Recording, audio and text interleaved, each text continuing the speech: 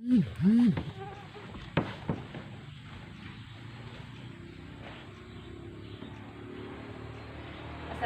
warahmatullahi wabarakatuh. Waalaikumsalam warahmatullahi wabarakatuh.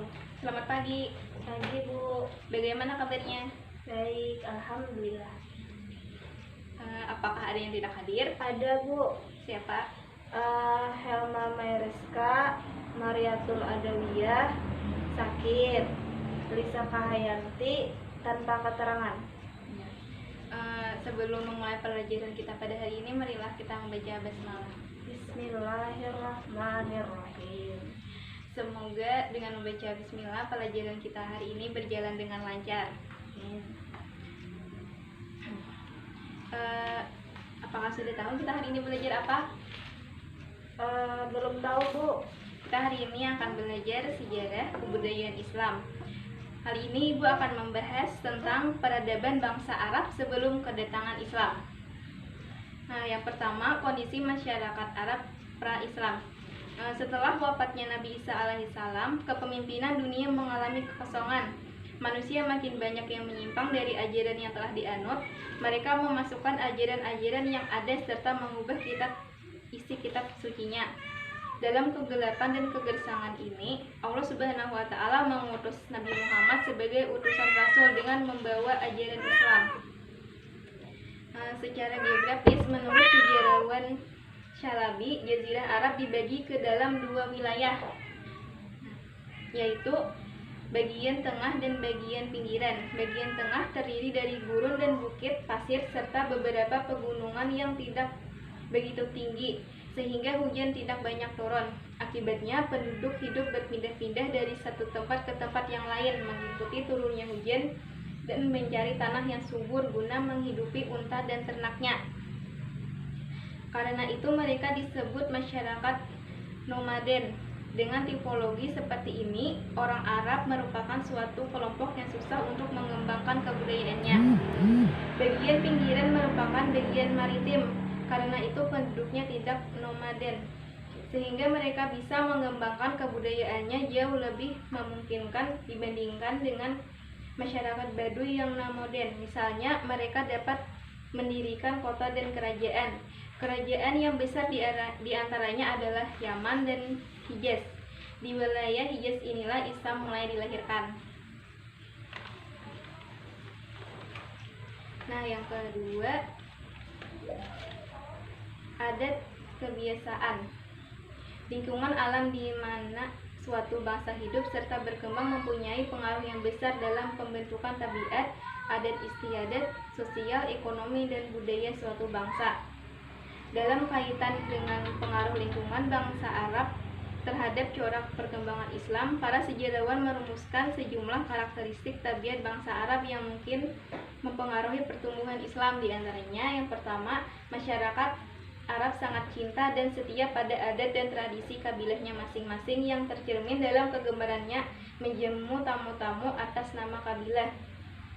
Yang kedua, meskipun demikian, seperti diungkapkan oleh Ibnu Khaldun bahwa pada masa jahiliyah masyarakat Arab adalah masyarakat yang sangat tidak beradab, gemar melakukan perampasan dan perusuhan, tidak memiliki skill dan ilmu, tetapi pembawaan mereka sebenarnya murni, pemberani dan sanggup berkorban untuk hal-hal yang dipandangnya baik.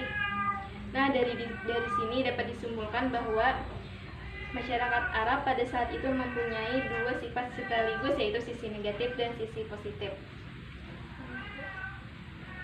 Sifat positif itulah yang akan menjadi penunjang perkembangan Islam dan pendorong perkembangan masyarakat Arab.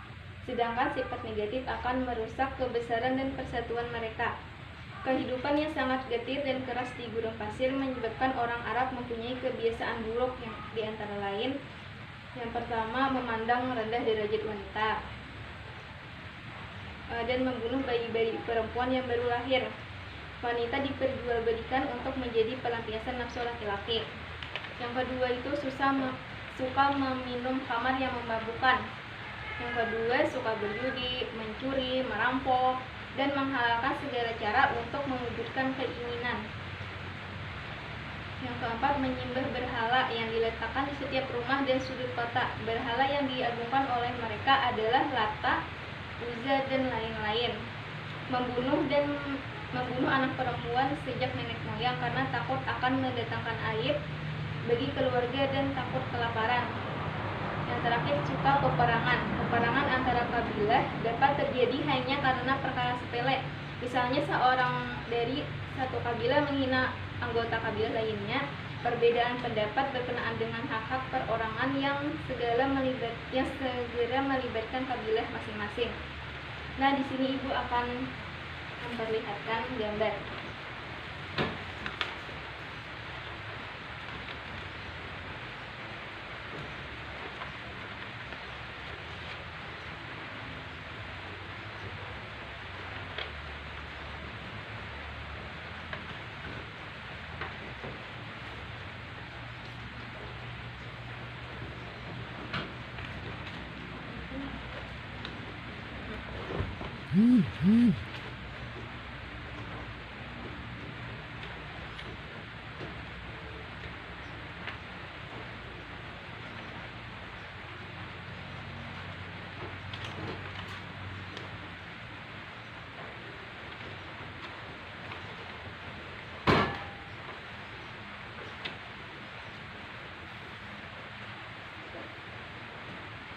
Nah, apakah kamu tahu ini gambar apa?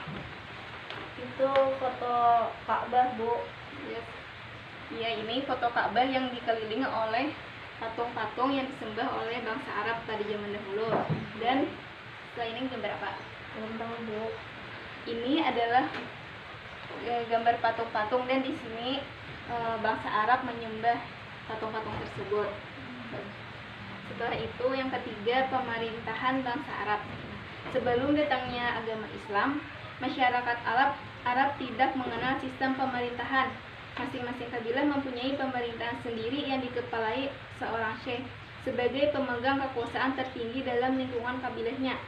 Di samping itu, masing-masing kabilah juga mempunyai seorang hakim yang bertugas mengadili dan menetapkan keputusan mengenai berbagai persilihan pertikaian yang terjadi di kalangan kabilah. Nah, dan terakhir yang keempat, keagamaan bangsa Arab sebelum kedatangan Islam. Nah, sebelum kedatangan Islam ke negeri Arab, orang Arab sudah mempercayai akan keesaan Allah sebagai Tuhan. Kepercayaan ini diwariskan oleh Nabi Ibrahim alaihissalam dan Ismail alaihissalam. Agama tersebut dalam Al-Quran disebut agama Hanif, yaitu kepercayaan yang meyakini keesaan Allah Subhanahu wa Ta'ala yang menciptakan alam semesta ini. Nah, itu tadi penjelasan dari Ibu. Apakah ada pertanyaan? Kabilah yang disegani pada saat kabilah Quraisy itu, Bu, tugasnya apa aja? Nah, yang pertama, tugasnya al-hijabah, bertugas mengurusi Ka'bah seperti menjaga, membuka, menutup, serta menjaga keamanan dan ketertiban Ka'bah. Yang kedua, dar ad-dakwah. Dar ad-dakwah adalah suatu majelis permusyawaratan rakyat bertugas mengurusi masalah perundang-undangan bidang politik, sosial, dan budaya. Yang ketiga, diat adalah suatu majelis yang mengurusi masalah pengadilan baik pidana maupun perdata. Yang keempat, Al-Qiyadah adalah majelis yang mengurusi angkatan perang negeri Mekah yang mempunyai angkatan senjata yang terdiri dari pasukan perang dan penjaga keamanan dan tugas yang lainnya. Nah, setelah ini gantian Ibu yang bertanya. Ibu, Yang pertama, pertanyaannya, bagian pedalaman Jazirah Arab didiami oleh suku apa? suku Baduy. Ya, benar. Yang kedua, bangsa Arab sebelum Islam datang menyembah apa? Patung, Bu. Berhala. Iya. Tradisi Arab, yang terakhir pertanyaannya, tradisi Arab yang merusak kesehatan diri dan mental adalah Meminum khamar, berjudi. Itu, Bu, belum tahu. ya. Tolong simpulkan pelajaran kita pada hari ini. Kesimpulannya,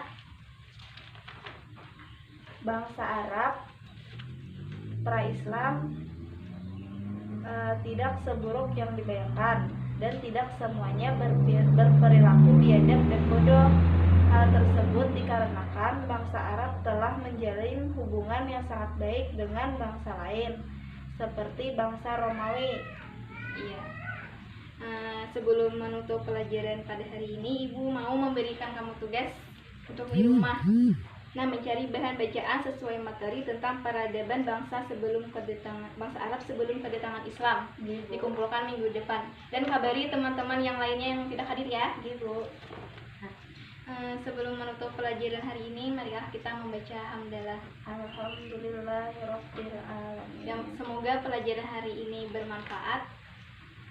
Wassalamualaikum warahmatullahi wabarakatuh. Waalaikumsalam warahmatullahi wabarakatuh.